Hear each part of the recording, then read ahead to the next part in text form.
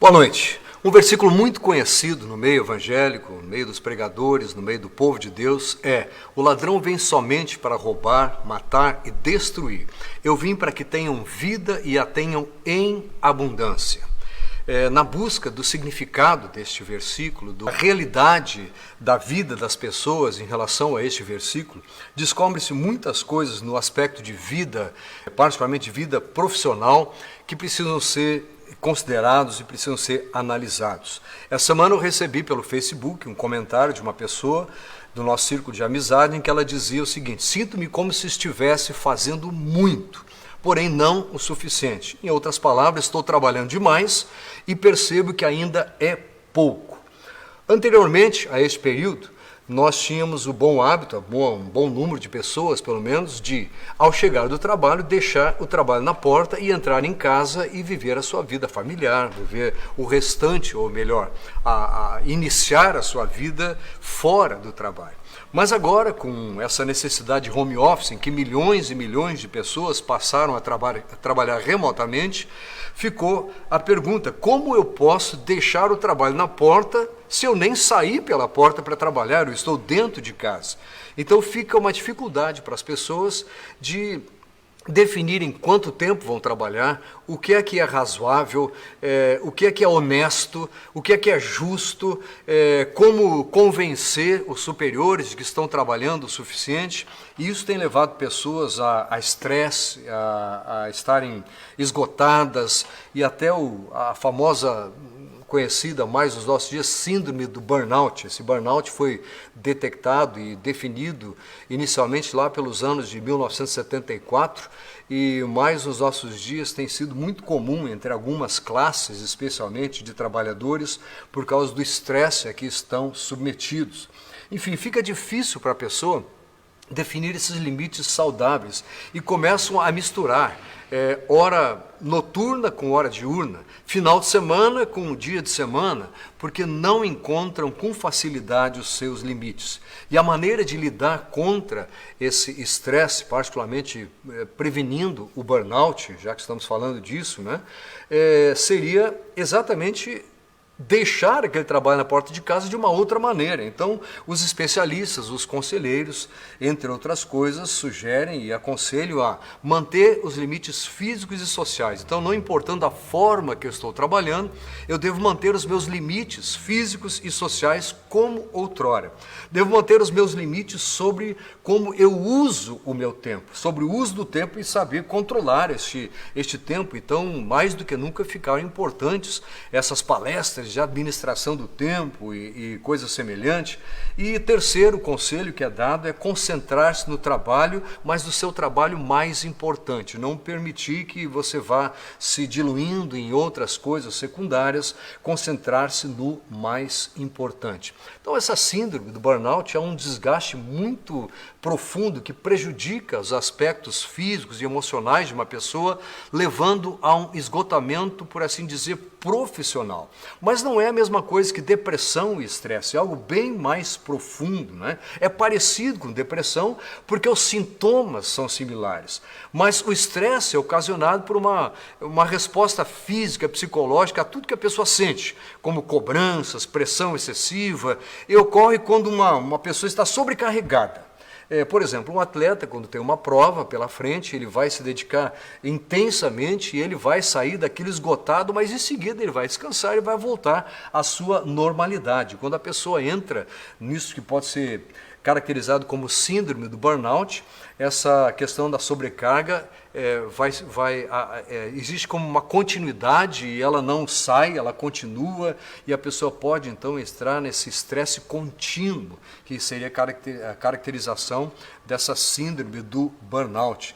Corpo, mente, emoções estão focadas em produzir melhores resultados, e após a competição, a pessoa que passou só pelo estresse vai descontrair, vai relaxar, vai voltar ao seu ritmo normal. E já alguém que está exposto ao que seria o burnout, acaba se sentindo estressado e sobrecarregado por muito tempo, por continuidade e não consegue se levantar, não consegue achar uma forma de sair daquilo, mesmo quando não seria necessário estar tão ligado e ativo, ela continua em alta rotação e não consegue fazer o que precisa ser feito. Esses fatores tendem a acontecer por causa do trabalho, gerando sentimentos de culpa e de cansaço, particularmente nesses dias em que as pessoas estão com dificuldade de definir os seus limites saudáveis. Quais são esses limites saudáveis? Também não é depressão, porque infelicidade e sentimentos de culpa são relacionados à vida como um todo e não apenas a uma pequena parte dela, como o próprio trabalho.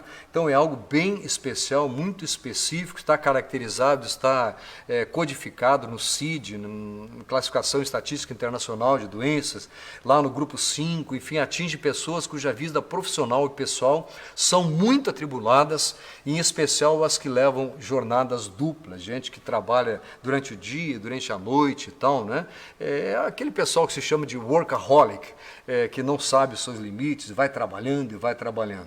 Agora, algumas classes em particular estão mais sujeitas a esse tipo de síndrome, né? Que são pessoas que ficam constantemente ligadas no seu trabalho, particularmente o pessoal da área médica, os enfermeiros, também jornalistas, professores. São levantamentos que foram feitos e que comprovaram isso, né? Advogados, psicólogos, policiais e por aí vai, e até mesmo na classe dos religiosos há aí um bom número de pessoas sofrendo das consequências disso.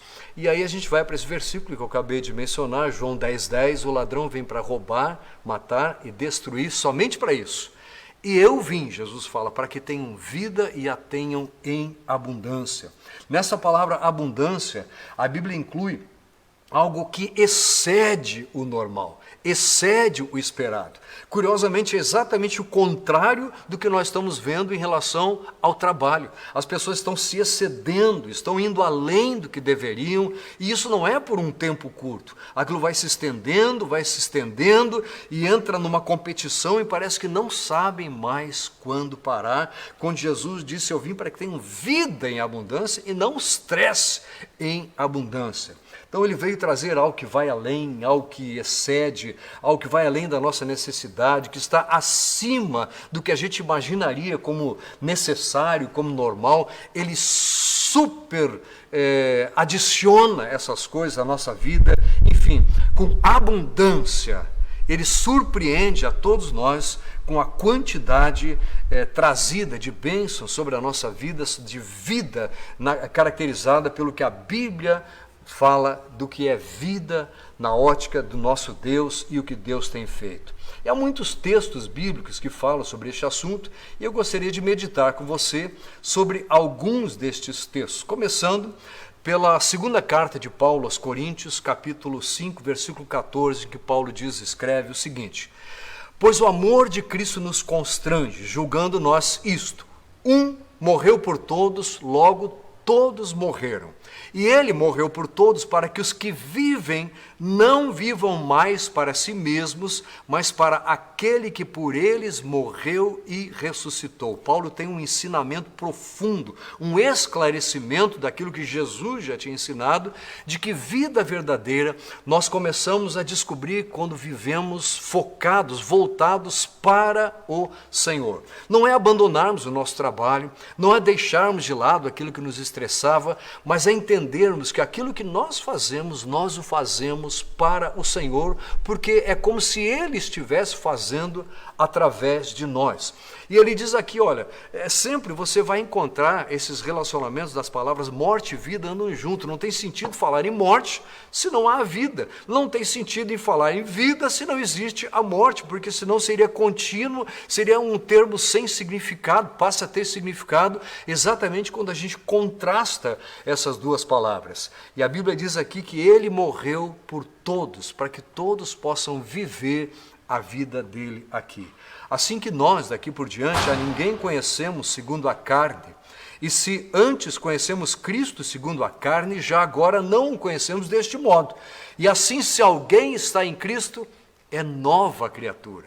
As coisas antigas já passaram, eis que se fizeram novas. Este é o primeiro texto para mostrar que você tem direito e deve viver uma vida nova. Tudo modificado, não mais como foi outrora, com outros princípios, com outros valores, para alcançar esta vida abundante que o Senhor tem para você em todo o tempo. Segundo texto que eu gostaria de meditar com você, está na carta de Paulo aos Efésios, capítulo 2, versículo 1. Ele vos deu vida, estando vós mortos nos vossos delitos e pecados, nos quais andastes outrora, segundo o curso deste mundo, segundo o príncipe da potestade do ar, do espírito que agora atua nos filhos da desobediência. Aqui, a igreja em Éfeso, Paulo começa a esclarecer um pouco mais que nós estávamos mortos em delitos e pecados, dizendo que o homem, ainda que respire, ainda que o seu coração esteja batendo, se vive uma vida de pecado, na ótica de Deus, ele está morto. E ele recebe vida quando ele é exatamente perdoado, quando ele passa a viver como filho da obediência e não mais filho da desobediência. Entre os quais também todos nós andávamos outrora, segundo as inclinações da nossa carne, fazendo a vontade da carne e dos pensamentos. E éramos por natureza filhos da ira, como também os demais. Mas Deus, sendo rico em misericórdia, por causa do grande amor com que nos amou, e estando nós mortos em nossos delitos, nos deu vida juntamente com Cristo. Pela graça sois salvos. Paulo deixa claro que eu preciso me livrar da morte. Em uma ocasião ele fala a respeito de si mesmo: quem vai me livrar deste corpo de morte, desta morte no corpo? Quem vai me livrar disso? É Cristo que nos justifica, é Cristo que nos santifica, Ele é que nos dá vida e vida em abundância. Terceiro texto que eu gostaria de analisar com você, Colossenses capítulo 2, versículo 13. E a vós outros, que estáveis mortos, mais uma vez, pelas vossas transgressões e pela incircuncisão da vossa carne, vos deu vida juntamente com ele, perdoando todos os vossos delitos, para eu andar descansado, para eu desestressar dessa questão de morte por causa do pecado. Eu preciso ser perdoado. Eu preciso conhecer o perdão de Deus. Eu preciso confessar os meus pecados e aceitar o perdão dele, descobrir o que a palavra de Deus maravilhosamente nos ensina, que Deus perdoa, que Deus nos perdoa de todos os nossos delitos, como ele diz aqui, tendo cancelado o escrito de dívida que era contra nós e que constava de ordenanças, o qual nos era prejudicial, removeu-o inteiramente, encravando-o na cruz e despojando os principados, as potestades, publicamente os expôs ao desprezo, triunfando deles na cruz. Com certeza você já tem ouvido muita coisa a respeito do que Deus faz, do que Deus pode fazer pelo homem. Mas é muito provável, porque é da natureza humana, é muito provável que você tenha guardado apenas aquelas coisas que se referem aos benefícios físicos e financeiros. Porque a nossa vida é assim voltada a essas preocupações que nos levam ao estresse, até ao burnout, não é? E nós temos tendência a achar que precisamos nos livrar deste peso físico, deste peso financeiro. Mas há um peso maior, que é o peso da culpa pelo pecado, é um peso que traz condenação ao ser humano. E para que nós possamos viver aquela vida abundante prometida por Jesus, que Ele veio para nos dar, Ele veio com este propósito, nós precisamos pedir e contar com o perdão que o nosso Senhor nos dá.